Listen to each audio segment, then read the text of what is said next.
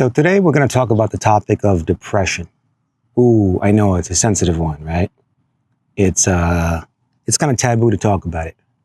But, it's a very real thing in society these days, especially here in the United States, I think in the West in general. I just walk around and I see people just very kind of gray, and they don't seem like they're enjoying their lives. And I get it. Like, life is stressful. People have jobs they don't like. They might be dealing with stuff at home. And I think there's this notion that depression and all these issues around low mood that we all go through at some point in our lives. But with some people, it's more of a chronic state, which is a problem. But I think there's this theory in the medical community in America that all of this is caused by a chemical imbalance. Chemical imbalance in the brain, which, it may or may not be true, but to me, it's never made any sense. And it's actually been debunked by the scientific community because it doesn't make any sense, because it's like, well, what's causing that chemical imbalance? Don't just tell me that you've got this chemical imbalance and you don't provide a reason for why that is, because then if you don't have that, you can't get to the root of the problem. So these a lot of these doctors, these medical professionals, they just tell you you've got a chemical imbalance, and then they prescribe you pills. Sometimes, a lot of people, they're on these pills for years. Doesn't make any sense. I think that there's two big reasons, amongst others, but these are the two big reasons why people go through these episodes of low mood and depression. I think the number one is they're disconnections. The number one is disconnections from other people, and the second is disconnection from nature. This is Evolution Hacks. Let's talk about it. So here's a typical day for the average American. You wake up in the morning, you immediately get on your phone, you scroll through your social media, your emails, you get out of bed, you make breakfast, you don't go outside, and then you get in your car, and then you drive to work. You maybe do like a half-hour commute, whatever. And then there's maybe a 5-minute walk between your car and your office, right? And then you spend 8 or more hours under artificial fluorescent lighting. You might get maybe like one break during the day, but you barely go outside. And then you leave work, you get in your car, you drive home, you watch TV, you get on your mobile devices, and rinse, wash, repeat. And that's every day. And during the course of that entire day, you might have only gotten 20 to 30 minutes of actual daylight, which is unacceptable. Is it any wonder why so many people live lives of quiet, low-level depression? Like, most of the day feels kind of gray, right? Like, you feel kind of like this feeling that you're not living optimally. You're not living to your true emotional potential. Like, there's something missing out there, It's kind of like, when you're out with your best friends and you're just living it up, you're having a great time, you feel like you're maximizing your emotional potential. Like, this is how we're meant to feel, laughing with other people. But I think a lot of people walk around every day with this sort of zombie-like emotion in them, and the world feels a bit gray. And I'm going to argue that that's not because of a chemical imbalance in your body, but it has a lot more to do with your lifestyle. So in this video, I'm going to talk about 3 things. Number one, disconnection from other people and how that causes depression. Number 2, disconnection from nature and how that causes depression. And then number 3, how to fix those things. And I'm not just talking here about like soft lifestyle needs. These are actual biological requirements that we need as human beings. We're primarily mammals, and then we're primates, and then we're humans. And like all primates, primates are social. and primates are out in nature. And if you're not getting these two things, they're just as important as food and water. And if you're not getting these things, you're going to go through some level of depression. So let's start with the first one, with disconnection from other people. I think we all sense this, that people aren't socializing as much as they used to, especially younger people. There's something called the American Time Survey, and they keep track of social trends amongst Americans. And in the early 2000s, Americans were spending about an hour a day with friends. And now it's dropped to about a half hour a day, if even that. But on average, it's about a half hour a day. So we're spending a lot less time around people who are close to us, where we would have meaningful social interactions. And at the same time, people also, they've done research that shows that people have a lot fewer close friends than they used to. So in the 1990s, the mid 90s, the number of people who reported that they had no close friends was about 3%, and now it's jumped to around 12%, which is crazy. Can you imagine that many people reporting that they don't have a single close friend? I mean, I feel for that. It's really sad, and it's no wonder why so many people have problems. Now, all this, it's not just a social change, it has real biological consequences. And, they've done research in other social animals like rats, for example, where if they're not getting the social interaction that they need, they also become depressed. And so it turns out that from a physiological standpoint, the reason why we absolutely need social interaction the same way we need food and water is because it triggers a series of hormones. One of them is oxytocin, which is a bonding hormone. Oxytocin is kind of famous for allowing mothers and their babies to bond, but it's also very pivotal in allowing us to properly bond with other people, especially friends. And then also, socializing properly releases serotonin and dopamine, which makes us feel good. And if we're not getting enough of these hormones through proper socializing throughout the day, our cortisol levels are going to go up and we're going to feel stressed out.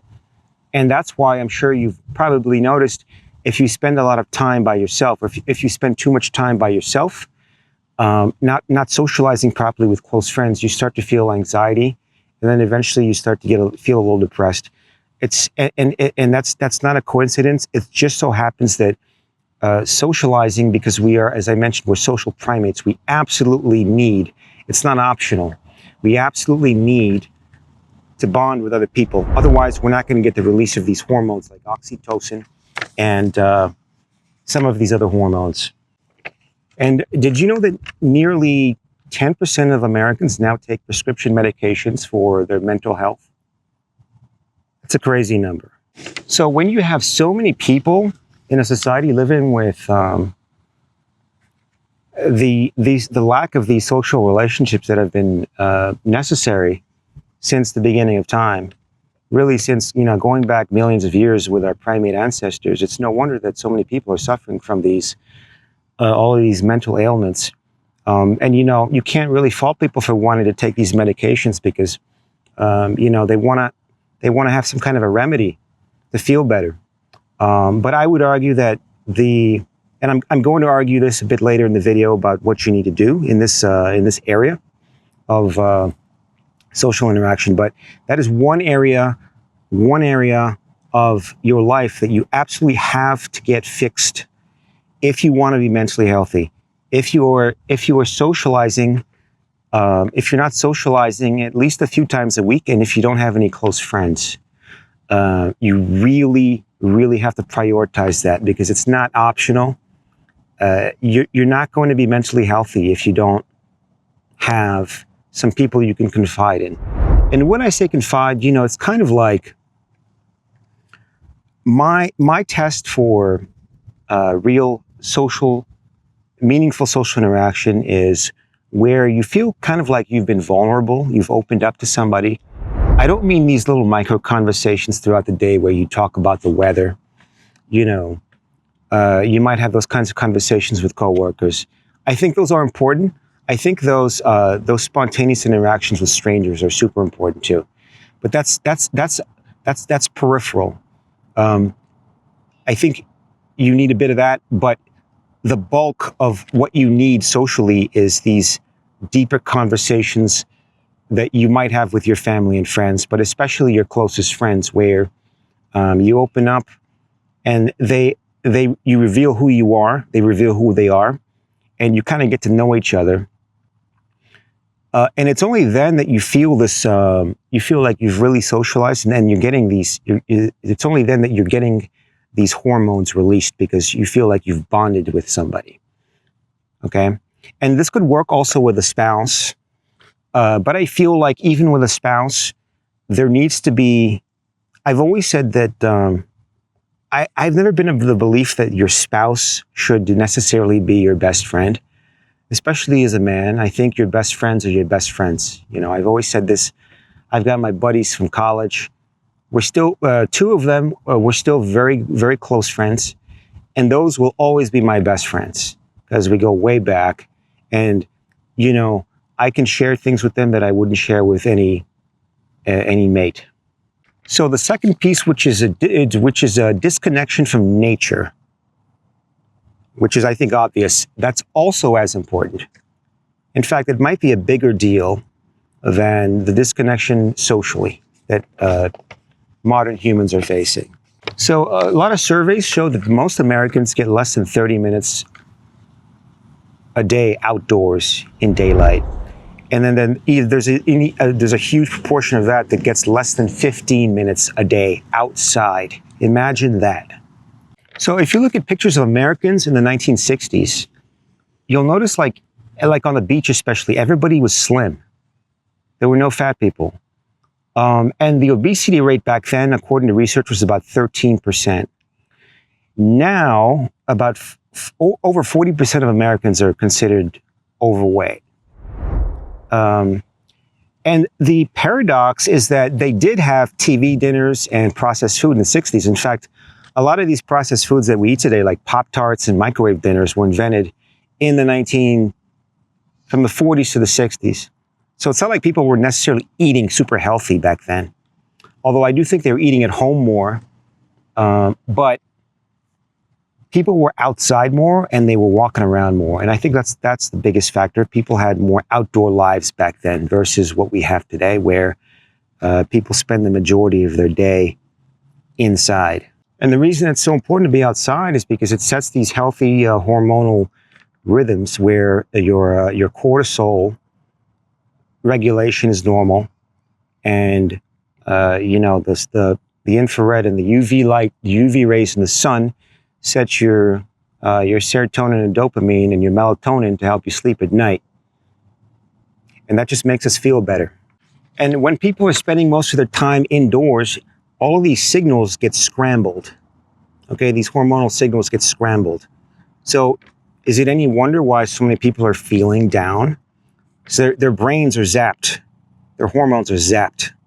And the only way to get it back under control is to be outside in nature. And I have a lot of experience with this because I grew up in the DC area, Northern Virginia. I grew up in Arlington, Virginia. And, you know, there were some pretty brutal winters. Like, I can't stand the cold weather, to be honest with you. And as I got older, I just didn't feel good up there.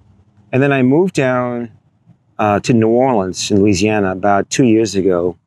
I just so happened to have some family down here also, so it made the move easier. But that moving down here to the Gulf region fixed most of my problems with low mood and fatigue. Because out here, it's a much more tropical culture. People are outside more. So there's like two benefits to it. Number one is that there's more exposure to sun. The sun is a lot stronger down here. And then also because of the weather, people are outside more. So you just have more opportunities to meet people outside. You just random strangers. You get into all these kind of like random conversations. New Orleans is kind of known for that. But it's really nice because, like one thing I say here, like you can't go outside and if you go outside, you're going to have a conversation with somebody at some point, just because, That's the nature of the culture down here. And everybody knows, if you've been in New Orleans, but even if you haven't, you've seen the Mardi Gras stuff. And, the culture is very festive down here. So it's kind of nice. And I think that boosts people's mood. I just notice people are a bit happier out here than in most other parts of the United States. So, in short, indoor living, it removes one of the most basic signals that the body requires to be healthy, which is just contact with the sun, fresh air, and also with the ground, which boosts our hormones. So we're spending too much time inside on our screens. And I would implore you, if you spend most of your time indoors, that you have to spend more time outside. So the solution really isn't complicated. It's just a return to a life where we reintroduce these two aspects of our lives, which are crucial to our existence, which are connection with other people, close connections with friends and family, and also more time outside in nature. So let's talk about what we need to do, okay? So first thing, how do you reconnect with people, okay? Now, I think we've all got, everybody's, we've all got friends, right? People like we're close to. Sorry, I'm just reorganizing my papers here, my notes. So for most of human history, going way back a few 100,000 years, human beings, Homo sapiens were about 250,000 years old. And most of our history, 99.9% of our history has been in the hunter-gatherer state. Now, the agricultural revolution started about 10,000 years ago, and that is really just an eye blink in human natural history. So most of our nature was forged in the hunter-gatherer environment, where we spent most of our time outside and around other people. Okay, so like hunter-gatherers, even modern hunter-gatherers, they're almost always around other people, mostly kin, but also friends. Nearby villages, maybe, with sort of semi-related people. But they're always in face-to-face interactions. And I know this a little bit because half of my family is from the Democratic Republic of Congo. Okay, my mother's side. And I've been there a bunch of times. One thing I've always noticed when I go out there is that you're always around people, whether it's like, an uncle or, it's like cousins, extended family. There's always people around you, like the entire day, from the time you wake up to the time you go to bed. So here are some practical recommendations for getting your social connection back to normal, okay?